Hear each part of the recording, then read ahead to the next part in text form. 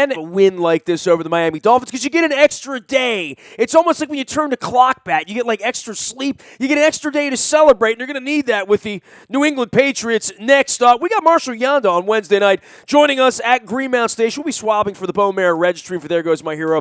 First chance out in 10 years. He's got a lot of Pro Bowls between the last time and this time, as well as a lot of facial hair as well. And it'll be all happy talk after a 38-6 victory over the Miami Dolphins. Here to talk all things about that victory on Sunday afternoon. This guy's been covering the Ravens for 6 years now. Spent a long time at Bucknell as their SID. He is local, as they say now, and he's a great follow out on Twitter at BSmoka. He's the Ravens correspondent for Comcast Sportsnet. We welcome Bo Smoka back onto the program. You know, dude, I was going to have you on back in like October, but it was such a downer, right? I mean, at any point when they're losing like this, doesn't it feel nice to come on here and just talk about how great everything is, at least for a week? Well, hi, Nestor. And it's funny, right? The temperature of the fan base can be pretty volatile. And you're right, through October, through that kind of dull time, you know, it was tough. It was a tough slog. They weren't playing well. They were lost 4 in a row or whatever. And it's a different feel today. I thought on Sunday, the Ravens looked to me for the first time all season like a legitimate playoff team. They won some games before, but Sunday's game was the first one to me where they looked like a legitimate playoff team, and that doesn't mean they'll make it. They still probably have to win in Pittsburgh on Christmas Day, but they finally, for the first time all season, appeared to put it all together. And I mean, they just crushed a Miami team that came in here playing pretty well.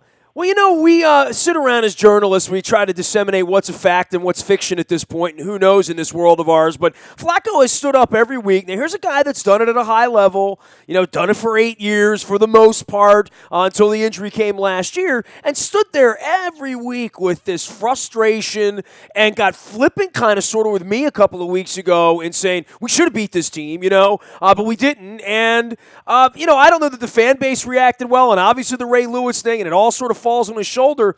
But for him, every week, it was always sort of like, it works in practice. I don't know, you know, like we need to make it translate onto the field. And I think this was finally a game where, you know, everything sort of worked. That one perfect drive was duplicatable a couple of times throughout the day, and we didn't have to see so much of Justin Tucker. And it also was a lot of ball control. I mean, it was a quick game for being such a cold day. Well, it's true. I mean, they finally put together multiple scoring drives, as you said, which has been what they have not been able to do, multiple touchdown drives.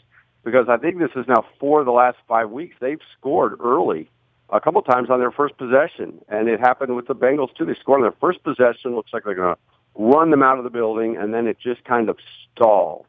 And Flacco was among those who talked about that and said they got too conservative. They let their foot off the gas.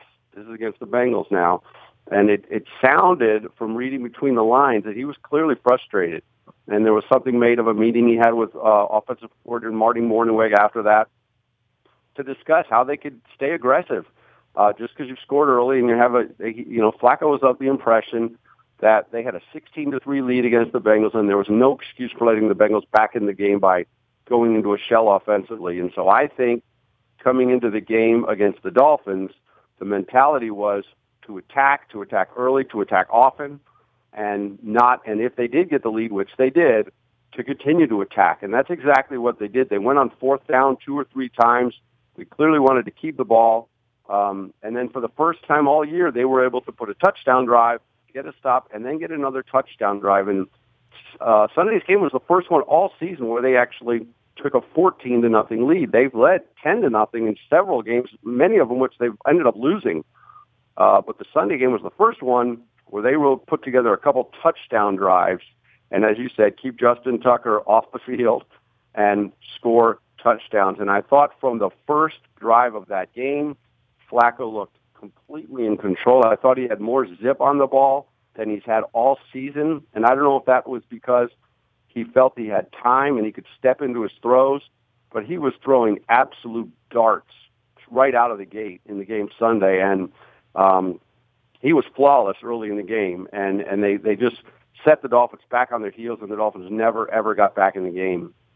Well, it's interesting. You were a longtime SID, Bo, and if your head coach were to have stepped to the podium and said, yeah, my star player got into it with one of my assistant coaches, but it kind of all worked out, and that's how he scored 35 tonight in a basketball game or whatnot. I can't begin to tell you how long John Harbaugh has worked to make everything sort of clandestine. I thought that was a fascinating turn of events for someone that's covered football here from the beginning of the Harbaugh administration, especially when I wrote the book 3 years ago after the Super Bowl year. There was this story about the altercation and the offense versus the defense and Flacco, and but all that came out in the wash months later. I'm wondering why that was offered up by John Harbaugh in the postgame. I don't know. It's a good question. I mean, and now Flacco himself has offered things up. Like you remember, he made clear that he went up to Trestman at Cleveland early this year and said he went to him and lobbied to be more aggressive. And so Flacco has done it. You're right. Harbaugh generally plays it closer to the vest than he did there. He didn't mind letting people know that this was something that Flacco and Morningweg had out on Tuesday, I believe the meeting was. And I'm not suggesting I wasn't there. I don't know if it was any kind of screaming match. I'm not suggesting that it was. It was clear, though, that Flacco wanted to talk to Morningweg about, as I said, getting more aggressive. And Morningweg, at his press conference last week, he kind of took offense at the idea of people calling him conservative. He said he hates that word. He doesn't like being called it. At the same time, he in so many words admitted that he was too conservative against the Bengals. He kind of wore it, if you will, that he understood the criticism and he thought it was valid.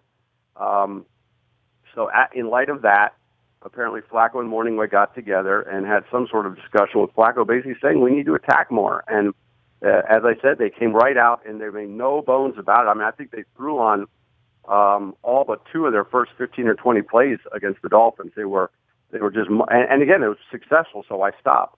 But they were clearly of a attacking mentality in that first quarter, and I think it was directly because now part of it was because what the Dolphins were giving. There was a lot of openings, as Flacco said. He found a lot of guys open, but I think the overall approach was directly related to Flacco basically lobbying for it. This guy does a great job of covering the Ravens out in Owings Mills. You should follow along out on Twitter at BSmolka. That's Smolka. He is Bo Smolka, Ravens correspondent for Comcast Sportsnet. A good follow on Twitter as well. And, Bo, we had Dennis Pitta out on Thursday night out at Greenmount. We did some swabbing, and it's the first time I've had Dennis out since before, all of the awfulness and the injury. And Dennis did a show with me every week during the Super Bowl year. And, at various points, I think he's gotten a little older. Joe's gotten a little older. I don't want to say loose with the lips or whatever, but Pitta was very sort of over the top in our broadcast on Thursday about being more aggressive, and we need to be more aggressive, and Joe thinks we need to be more aggressive, and so do I. And it was kind of a little bit of read between the lines, and then I see them go out on Sunday, and I must say that Pitta said, and I told Flacco this afterwards, it was almost a tear in his eye in our conversation that he hadn't even been targeted for a touchdown pass, and he winds up catching 2 on Sunday. This first off, it's just a great story, right? I mean, just as someone that likes good people and someone that's around the team and someone that knows what Dennis Pitta is all about. You counted him out. I counted him out. Luke, I think everyone feared for him, especially if you know him a little bit and like him a little bit. This has been incredible. If I would have come to you in July and said Dennis Pitta would be doing this in December, I don't think any of us would have believed it, Bo. Well, I wouldn't have. I have to admit, I was one of the ones who said I said in July he won't play again. He's out there. He's getting his run in. He's going to feel what it's like. But in the end, I just didn't think he would play again. You're right. He's a great guy, and he is probably the feel-good story of the year for this team. But he hadn't been in the end zone all year. Sunday was his first touchdown since 2013. But he's been a steady player all year, and ironically, if you go back to July, they had signed Ben Watson, who was going to be a big factor. They had Max Williams, who was a second-round pick, coming back. They had Crockett Gilmore coming back. They had Nick Boyle coming back. They had Darren Waller, who had moved from wide receiver to tight end. You had all 5 of them, and maybe there'd be room for Pitta if he was healthy. Yeah, just think of the draft resources, let alone the cap space, right, with Watson. Right, I mean, that's 5 different players, not counting Pitta, that they were factoring at tight end. And clearly the message was, we're not sure Pitta's going to be able to play, so let's have a plan. And in the end, all 5 of those guys have missed extensive time either because they were hurt or they were suspended. And the one guy who has been there the whole year is Pitta. And after Sunday's game now, he's tied his career high for catches in the season. And he made a point after the game Sunday of saying, look, yeah, I got in the end zone, that's great, but Sunday's game was not anything like, hey, I'm back because I got in the end zone. He said, I felt back since week 1. And in fact, he has been. He's leading the team in receptions with 61 right now. And he has been back. He's got a chance to catch 80 balls, right? I mean, like, if you would have said Dennis Pitta was good, I mean, he was on schedule a couple years ago. A few officials on the team, and after 13, said, "Oh man, we got Guns of Blair in here. We got Ray Rice. We're getting rid of Anquan, but Pitta's going to catch 70 or 80 balls." And it felt like that was really, really even like a big number before the injury, right? Like, that would have been Pro Bowl-y for him to catch 70 or 80 balls, right? Yeah, I mean, like I said, in the Super Bowl year, when he was a huge part of that team, he had 61 catches, and he's got 61 now. He's on pace to get over 80. And so, yeah, it's been a great story because, like I said, he missed all of last year. He played 7 games in 3 years. He spent months and months on rehab of the hip and then the hip again. And I, as I said, I was one of those people who thought he's trying to work out, he's trying to make it, and they're going to give him a chance, but they're clearly expecting they'll need to move on from Pitt. Otherwise, why would you have signed Watson? I know he's a great guy and he could help your team, but I mean, if you thought Pitt was going to be able to be 100%, there would be no need to go out and do that. They clearly didn't think that. And I remember asking Harbaugh in July, when will they know on whether Pitt can play? And he said he didn't really know. And so but he's done it. He's come back. He's worked at it all along and said he wanted to play again. And to his great credit, he has, and he's been a huge factor in the game on Sunday. Obviously, he got the touchdowns. The offensive line getting a lot of praise after the game and from everybody. And certainly, I don't know that it got all of the blame earlier in the year. The blame always goes to number 5 because he makes as much money as all of them combined, right? And I guess even trying to find himself after a pretty heinous injury last year. But the offensive line, this move of Yanda, and I know Harbaugh touched upon Ronnie Stanley at length after the game, that it took him a little while to get right. He's still a rookie. But starting to play like a dominant player, like a difference-making kind of player, quite frankly, like a lottery pick in the draft. I don't want to compare him to 75 because that's a little rough, but certainly looking all the part that this is on the uptick. The offensive line being better is the root of all of this 38 points and slinging the ball all over the place. I think there's a lot to be said for that. I mean, finally, the same 5 are lining up next to each other, which for 7 straight weeks, they had some change there. Now for 3 weeks in a row, they've had the same 5. Yanda moving over to the left side, basically to help his ailing shoulder, and he's such a good player that he can do that. And Harbaugh has also said that Rick Wagner, he said earlier this week, Rick Wagner at right tackle, Harbaugh said he thought he's played the best of his career in the last 3 weeks. And they completely kept the Dolphins pass rush from being a factor. I mean, you hardly heard Sue's name at all day, or Wake for that matter. I think Flacco, I know he wasn't sacked. He was only officially hit once or twice. They just kept him at bay. And so the 5 of them are playing very well together right now. Dukas filled in for Yanda on the right side when Yanda moved over. And so there's some continuity there. Harbaugh thought Stanley had lost a bit on technique and stamina and everything, really, when he was out for 4 or 5 weeks. And Stanley said the same. I talked to him after the game. He said the same thing. But they're developing as a unit. They're playing together, and they're, as I said, they're lining up together week to week, which makes a big difference. You get used to it. Bo, when people ask you about Joe Flacco, what do you tell them? Well, as he's playing this year.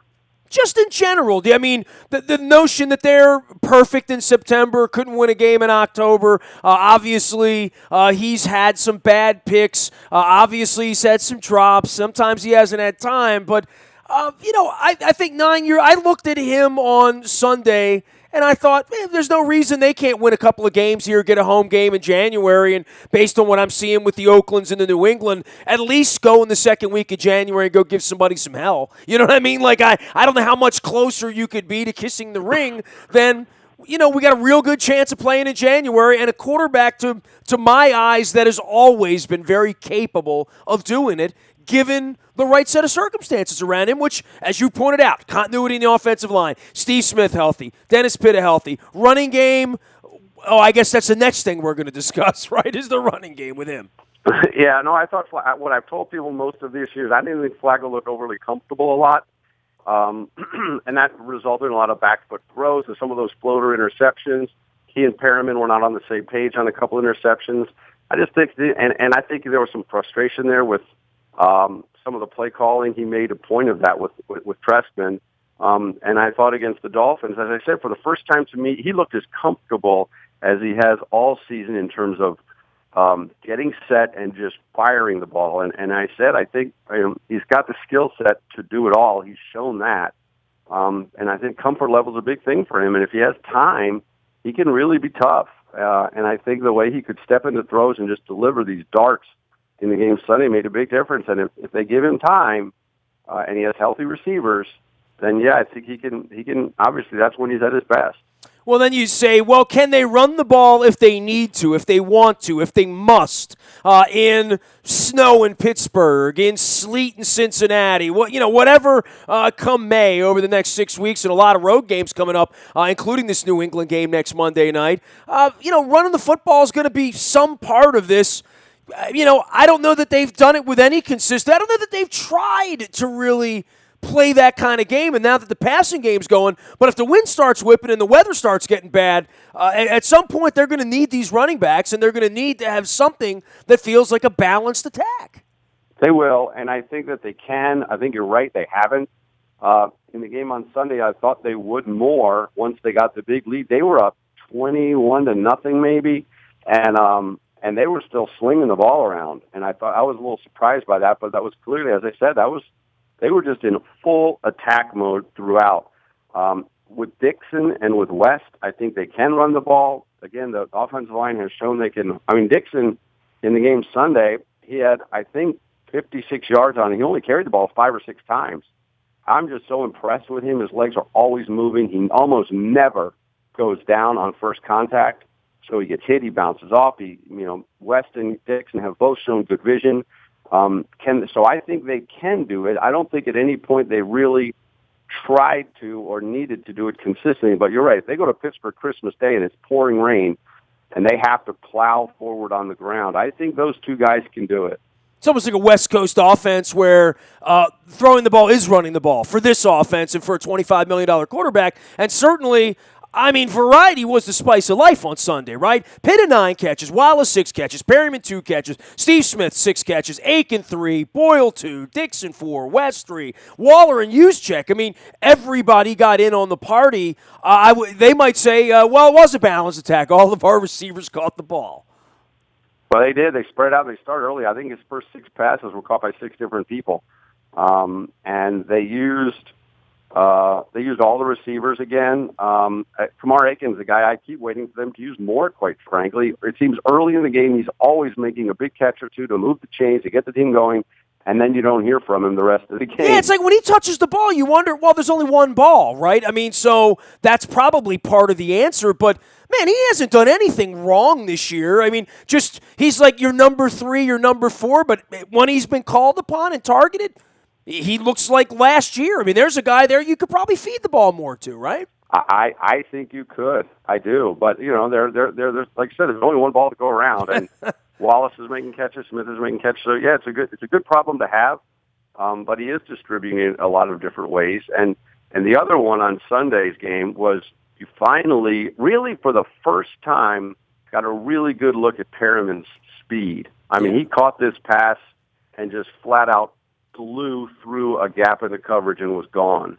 It was a catch and run rather than a lot of people think, Perriman's going to make these big, long touchdowns on these fly patterns and he's just going to outrun a defensive back. Well, he caught it in space and then just blew through a seam for the touchdown. And so, that's obviously Perriman's had some drops this year. I don't think his little 8-yard hitch over the middle. I still have never understood why they're throwing that to Perriman and not to Aiken.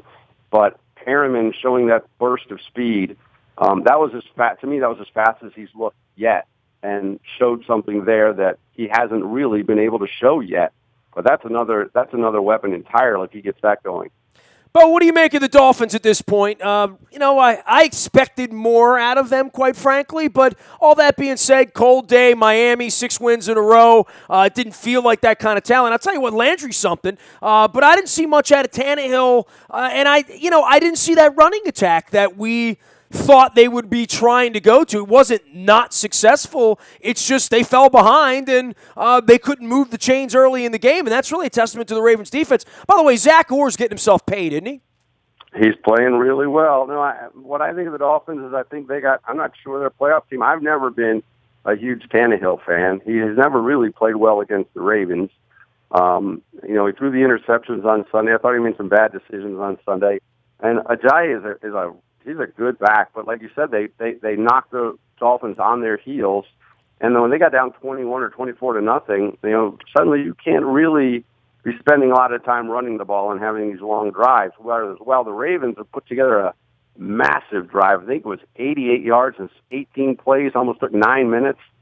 So they had the Dolphins completely on their heels. But if the Ravens could have said, what we want to do is get this game into Tannehill's hands and not in Ajayi. Don't let Ajayi be the guy that can control the game for the Dolphins. I think they viewed him as their strength.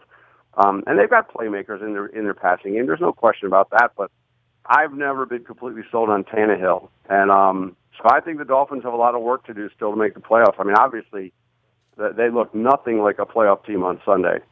Bo, Adam Beasley and Armando Salguero were down in the front row. They did the show with me last week from the Miami Herald. And Beasley's an old pal from his Ravens beat days. And he said, you got a prediction in this one?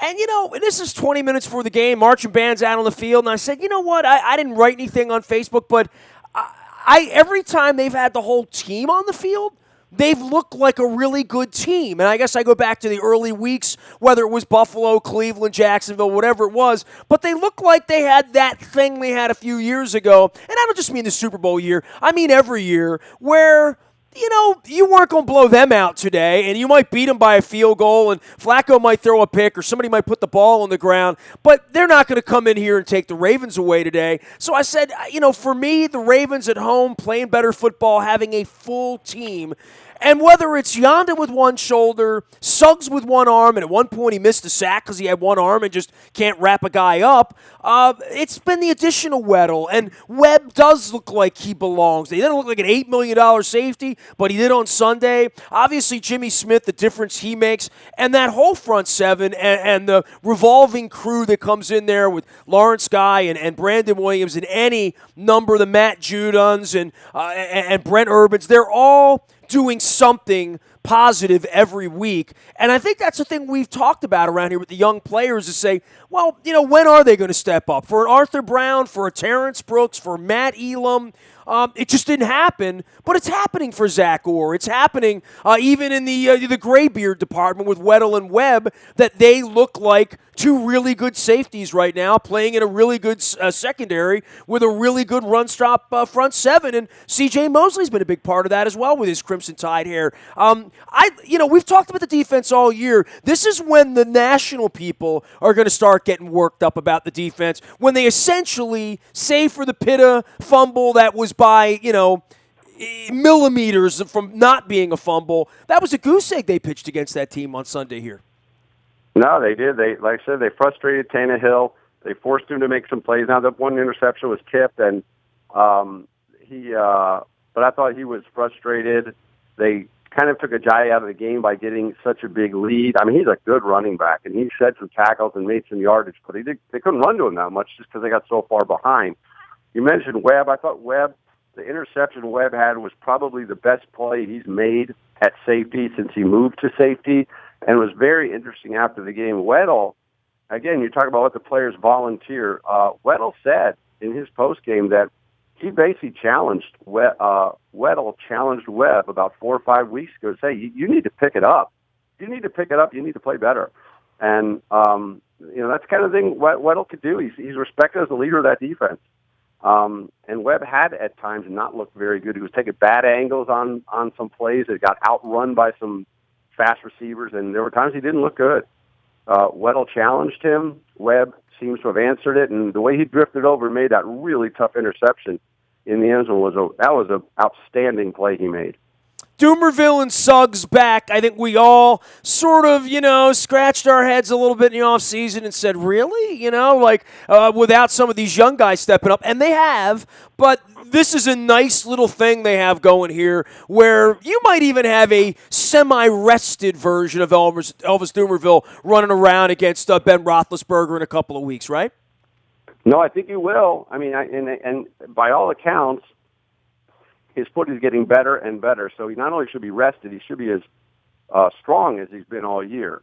Last year he played so many more snaps than he would prefer to play just because of the way things happened. He was on the field much more than they expected in basically all three downs. Yeah, so much so that the owner mentioned it in the postseason press confererence, right? I mean, that's right. It was a big part of that. So the idea is get him into passing situations. I think Harbaugh, the team, everyone was frustrated. No one more than Doomerville that he was not recovering as quickly as he'd like. He came back for 2 games. It didn't seem like he was where he needed to be, so he sat out 3 or 4 or 5 more games. Now he's back. He's looking pretty good. I give Suggs a lot of credit for basically he's been playing very well on one arm for 3 or 4 games. I mean, on Sunday, not so much, but in other games, he's been like the Bengals game, he was a game changer at times. The Browns game, he dominated the Browns game. It's great having the two of them back. Matt Judon's a young guy that's showing flashes, and he can come in and help contribute there. Za'Darius Smith was a little more active on Sunday after he was a straight benching the week before. So they've got some pieces there. And you mentioned Zach Orr. Zach Orr is going to be the next one in this long line of undrafted inside linebackers, Scott, Jameel McClain, Ellerby. It's pretty incredible how the Ravens have found these guys, and they end up lining up at that inside backer spot, and they end up thriving there. And Zach Orr has been at a consistent high level all season. Bo Smolka does a great job of covering the Ravens. You can follow him out on Twitter at @bsmolka. That's SMOLKA. Longtime Bucknell SID, and now 6 years covering the Ravens at Comcast Sportsnet. I hope you and your family have a great holiday. I enjoy following your hijinks and your sports fun out there on the Facebook and the Twitter. And it's always good seeing you on Wednesdays out at the complex. Great having you on, Bo. Thanks for joining us, man. All right, you're welcome, Nestor. Take care. Get some rest. We get an extra day this week before we have to go to New England. There he goes, Bo Smolka, B Smolka out on Twitter. You can find me in the Buy a Toyota Audio Vault 24 hours a day from anywhere in the world on your mobile device by downloading the TuneIn Radio app. We do come in crystal clear anywhere you are. Our morning newspaper ships to your email inbox at 7 a.m. each and every morning. It's powered up by Planet Fitness and PlanetFitness.com. Last but never least, breaking news happens right here on the WNST text service. You get it first on your phone. Breaking news, injury reports, updates of any kind. The Orioles make any moves at the winter meetings down the road, you'll get it first on the WNST text service. It's all brought to you by Coons Ford of Security Boulevard. We're Buffalo Wild Wings every Monday night with the best seat in the house. We give you a $100 gift card and a limo ride, courtesy of fully loaded transportation if you're our halftime winner. We also do the Blazing Wing Eating Challenge at halftime. That's always a gas. You might want to bring some extra milk for that. We do hand out milk. It's fun, though. But the limo this week brings you to the Ravens and the Patriots game next week at Buffalo Wild Wings in Owings Mills. Another reminder, Marshall Yonda joins us at Greenmount Station on Wednesday night. We'll be in Carroll County, Hampstead, swabbing for the Bone Marrow Registry, eating crab cakes, fried the way I like them, just the way I got them last week. Worked out pretty well after Dennis Pitta. I hope it works out just as well with Marshall Yonda on Wednesday night. It'll be great to get out and have a chat with him. Hope we see you there. I'm Nestor Nasty at WNST.net. Reaches me, Facebook, Twitter, LinkedIn, Snapchat, Instagram, streaming live on your Facebook and your YouTube WNSTV channel. We are WNST.net, AM 1570 and WNST Towson, Baltimore, and we never stop talking Baltimore sports.